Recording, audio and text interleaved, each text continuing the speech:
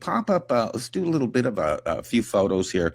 Logistically, you had sent over a file, Eric, and Yeah. we're not going to be able to logistically do a lot. But if you can stroll down, that's your dad's. DD 214. Yeah. Yep. So we Yeah. got that. Scroll Yeah. down now. Then we got the letter. I think that's for the Bronze Star. You want Yeah. the Bronze Star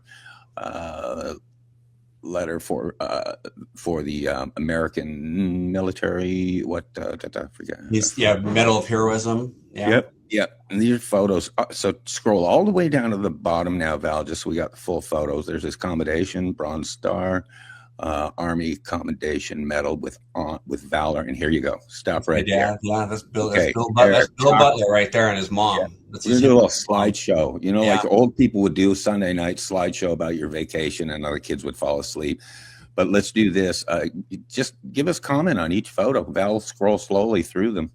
Yeah, that's my dad coming back. I actually him shipping off, to service, which is there. He lived in Buffalo, New York. My dad always tells stories about Buffalo, New York. That's a great picture of him right there.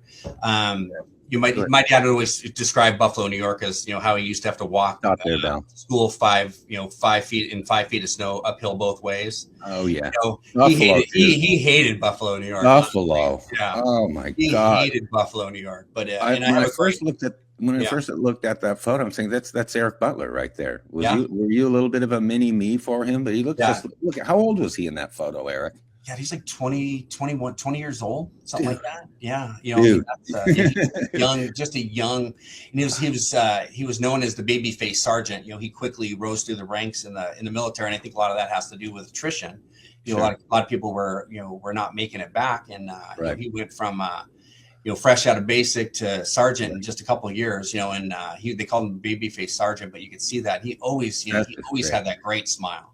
Well, I like the most is kind of the juvenile delinquency. Reminds me of you and me. Yeah, exactly. I didn't get it.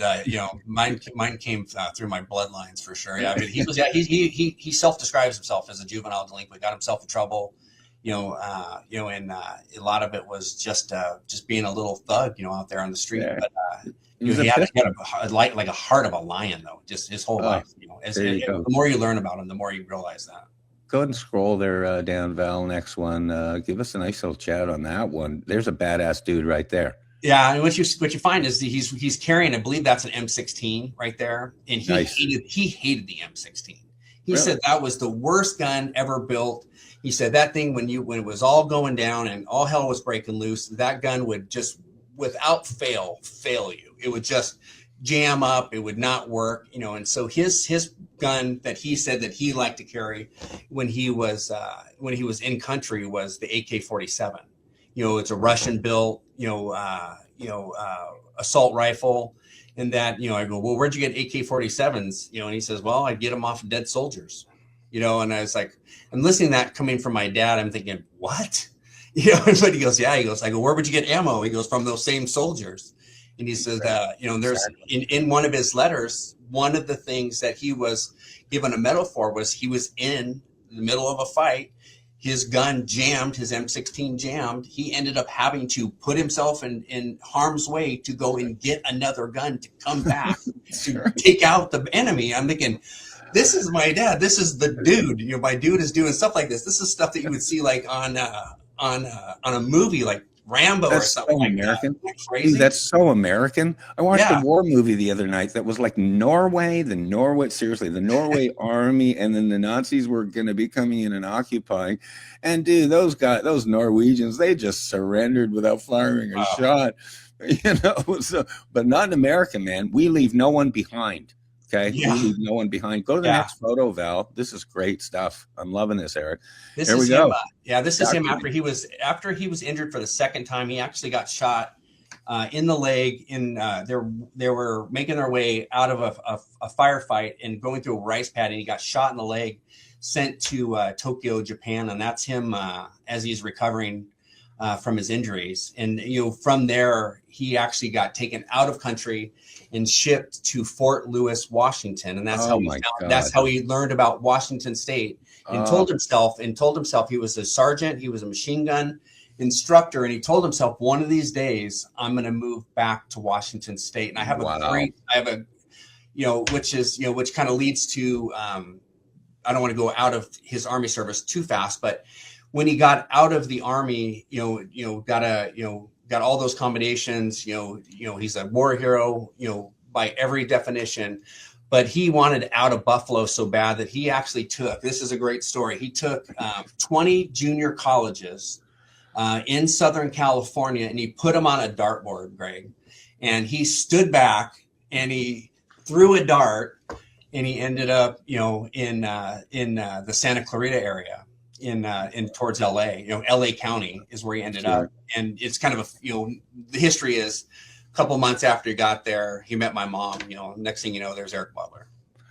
There you go. Next thing you know, Fort Lewis. What a connection! Because I spent a lot of time. I did in the car rental business. I used to do sales calls on Fort Lewis and McCord at the time. Now they're combined. Yeah. Right. Yeah. Those are great guys on that base. Great guys on that base. I grew up right by it. In Lacey. That's right, Lacey. Yeah. Tell us about the next one. Next photo up. Go ahead, ERIK. This is a great photo. Yeah, that's my dad as a little kid. My sister had these photos of his family in Buffalo, and and his brother Mark had sent some pictures, to us, that they had found, after my dad's mom and dad had passed, and so we got some pictures that we had never seen, because we never really, as a family, were connected to that family in Buffalo. He hated Buffalo so much that we never went and met. We had this whole family. I just met my Uncle Mark, his youngest brother, last year. I was in Dallas, Fort Worth area for business, and actually got to meet him and his beautiful wife. And wow. It was a treat, and to hear the stories, about my dad as a big brother. He just always talked very highly about my dad, and how my dad was kind of his protector, because there was a couple brothers. My dad was kind of the good seed. He had a couple brothers that weren't really a good seed. And, he would talk about how my dad was kind of, would always protect him. There you go. And then last but not least. Bam. There Look at that. Look at that. That's my mom and my dad. That's Suzanne Butler right there. And, that's me as a little toddler, and you can see my dad, he kind of started changing his appearance. He had always had the great hair. He was always, he has a beard there, but he's almost his whole life. He always had he had just brilliant mustache. He was always known for that. Just a very debonair guy. Yeah. Honestly, ERIK, I wish I'd known him. Yeah. He seems like a nice guy. Looks like he was a wonderful dad and mentor to you. And, so I always say, if you want to know about a man, just check out his family. I'm sitting looking at Bill Butler's son right here on screen. And I'd say, hey, dude, you did a good job. I know. And again, he's, I have a brother and a sister, Andrea and Shane. Yeah. Both great human beings. My sister was so kind enough to send all these pictures. She was so excited, to hear about, how we got to talk about my dad, our dad, and he was, just an amazing human. Funny thing